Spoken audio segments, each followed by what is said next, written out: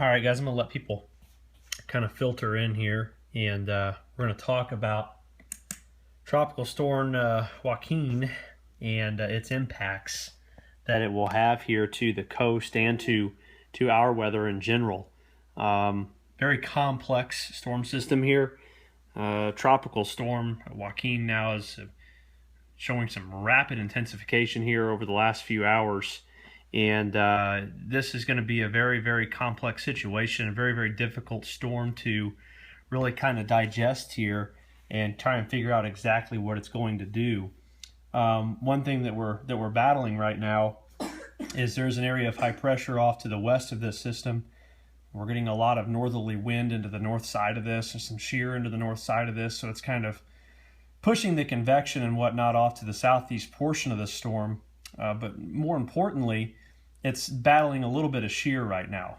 However, as this storm continues to slowly kind of migrate into this area, we will start to see a more favorable outcome or a favorable environment for this storm to strengthen and really kind of become a hurricane probably rather quickly. Now, if you're looking at the National Hurricane Center and their forecast, they've kind of taken a blend from the latest data, and essentially what they do is they turn it into a hurricane here very quickly, especially for portions of the Bahamas, as it kind of dives southwest a little bit. And this is an idea coming off of the 12Z European model. We'll talk about that in just a second because there's so much going on with the storm system. But this will kind of dive southwest. And then, hey guys, by the way, if you're watching, tweet out this link and share it, okay? Because tweet this Periscope session out to your followers, because this is going to impact weather here this weekend. So people may not be as inclined to click on it because it's a system that's not going to affect Indiana, but share it. So share the analysis here, okay? But so this will be coming off to the southwest, and then it looks to quickly kind of turn north. Now, the issue is going to be its cone of uncertainty. I mean, yeah, the National Hurricane Center has this cone of uncertainty right now, but really it could go as far out as western Bermuda to 60 west here, and really as far west here as into the coast, places like as far west as perhaps 80 west, okay?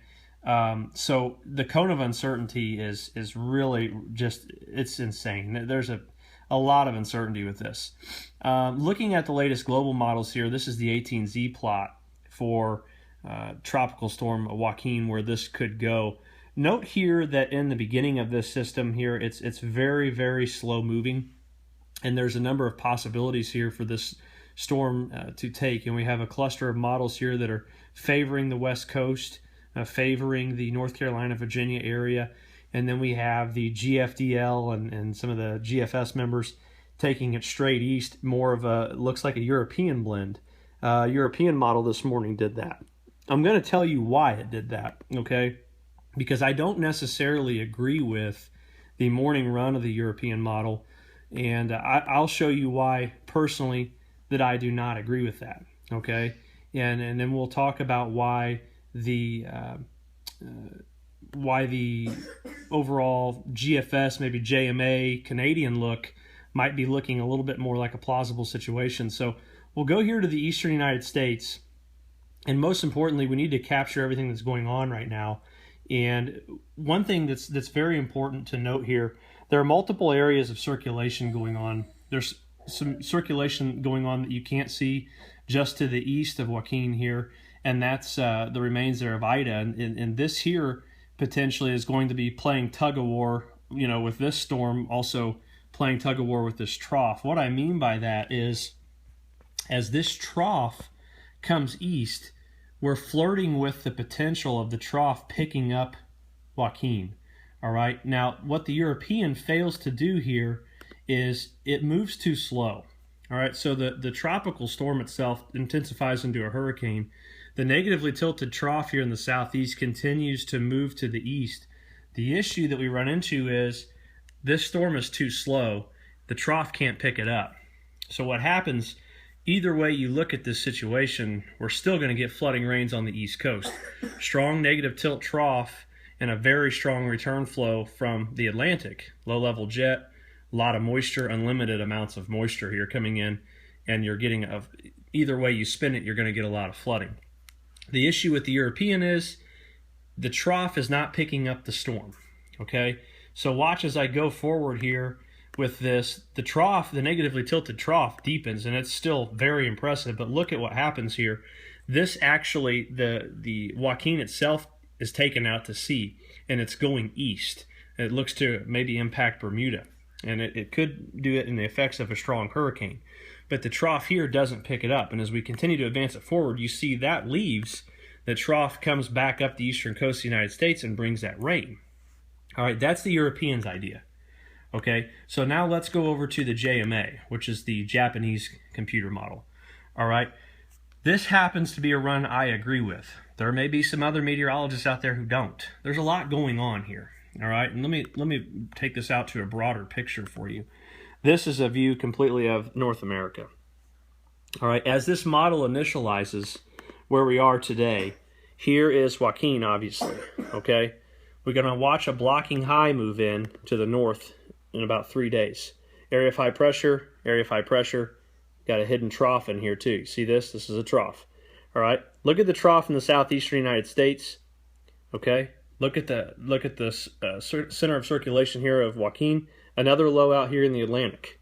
So you have two systems. They're going to be tugging on this middle system. All right. Now what happens is, because the JMA moves this system faster, we see we're moving Joaquin faster here, okay, it phases into one big storm. And then the JMA takes it up the East Coast and impacts some of the East Coast here. Okay, let me get a closer view for you so you can see exactly what I'm talking about. All right. Now, again, this does not mean that my analysis here is correct. That's not what it means, but this is my opinion of what I think could happen. Okay, so you see what the JMA does is the trough picks that up, combines for an impact here on the East Coast. Now, what's funny is, I'm sorry I'm so shaky here, but it's kind of hard to hold and analyze, but when we look at the 18Z GFS, the GFS jumps on board with this solution of the JMA and the Canadian model. And I'm going to show you that right now. We'll look at the upper level analysis of this, okay? We'll look at the 500 millibar analysis. And what you see here is the storm, okay? Now watch what it does as we continue to advance that forward, okay? Watch this very slowly. Just want to watch how this behaves. The storm starts moving north. The trough is moving east. The trough is picking up Joaquin right now. It's picking it up Saturday night into Sunday morning. And there it picks it up and it impacts Sunday morning according to the 18Z GFS model. Okay? So then we go and we look at, let's look at our winds at 800, or I'm sorry, actually let's go and look at surface pressure here. Okay? Because what happens is it picks that up. What happens, what you'll notice is there's two areas, there's a trough here. Okay? And look at all the high pressure up here. You've got pressure up here that's 1032, 1040. This is a wall. So naturally, this high pressure, you guys are having trouble with the feed? Anybody else having trouble with it? Maybe I need to reconnect it here. Okay, let me try and reconnect, guys. Give me 1 second. Let's try this. In fact, what I'll do is I'll be right back.